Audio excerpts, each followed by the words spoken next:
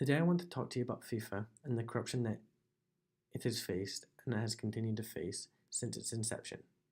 I'll talk about the corruption FIFA has faced in the past and what corruption it faces in the future, and for the purpose of this video I will be calling the game football and not soccer because otherwise I'll go insane. So what is FIFA? The Fédération Internationale de Football Association was founded on May 21st, 1904 in Paris, France, and was set up in an attempt to create an international body that united international teams easily. It was inspired by the English Football Association, founded in 1863. The aim of FIFA was to make it easy for international teams to compete against each other and one day to set up some sort of tournament where many countries competed against each other to be the best. This eventually turned out to become the World Cup that billions watch today. The first World Cup was in July 1930, where Uruguay won, beating Argentina in the final 4-2. However, as football grew in popularity, it was inevitable that it would also grow in financial terms. With the invention of the television, this has led to a lot of money in football coming in, and with a lot of money also comes corruption. With some television deals, such as the one for the English Premier League, coming in at £5.13 billion, which is equivalent to each match being worth around £30 million. With this level of investment and money, there has always been calls for corruption and match fixing.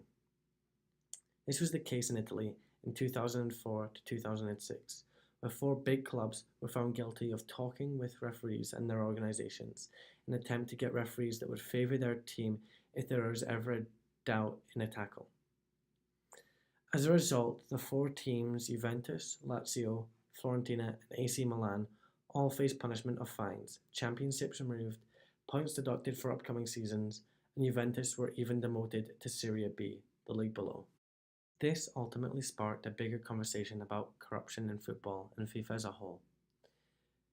In May of 2015, FIFA was met with many allegations of corruption, led mainly by the US government. The claim that FIFA had taken bribes upwards of millions of dollars to give TV licensing to certain companies and appointing the World Cup to places that didn't seem to match what was thought to be a good location for the World Cup, such as Russia and Qatar.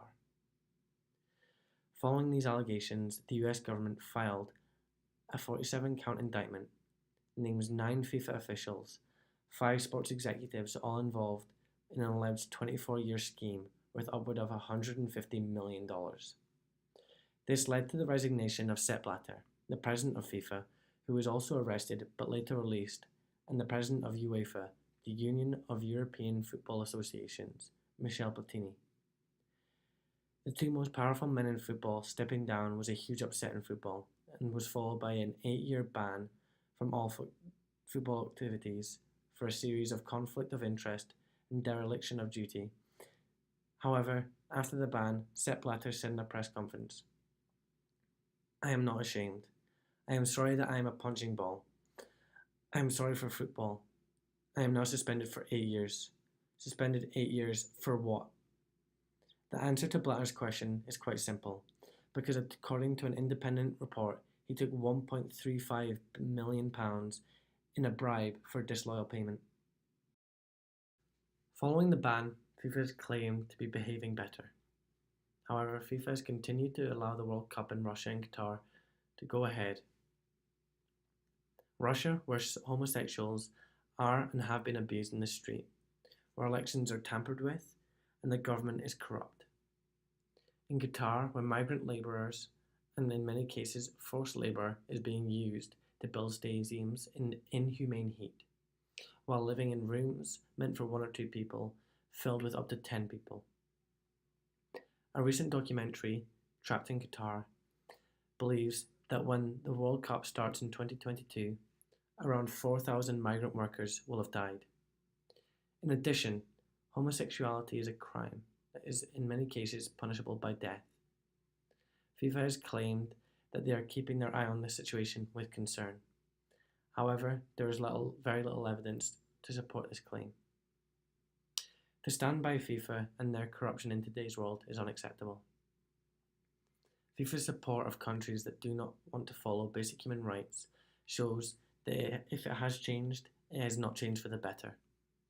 For football is and always has been about coming to get together with all different kinds of people to just enjoy the beautiful game. And to allow the World Cup in 2018 and 2022 to go ahead with no challenge is to support the barbaric views of these countries and the corruption of FIFA.